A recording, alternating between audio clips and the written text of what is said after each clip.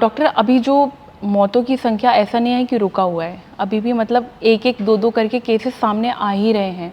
और ये जो दवाई है कोल्ड्रिफ, ये दवाई ऐसा भी कहा जा रहा है बैन थी, उसके बाद भी सप्लाई हो रही थी। ये वाकई में किडनी डैमेज करने वाली दवाई है?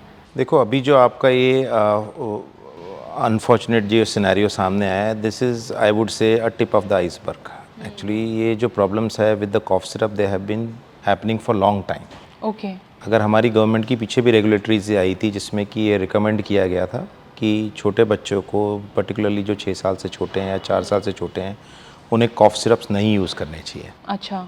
So this matter has been highlighted recently because of surge of certain cases, which is quite high and very unfortunate. But ये पहले भी होता था, पहले भी बहुत सारे cases जिनको निमोनिया कह के हम मैनेज कर लेते थे, and there were a lot of kids who are having a lot of side effects due to these cough syrups. So this is nothing new.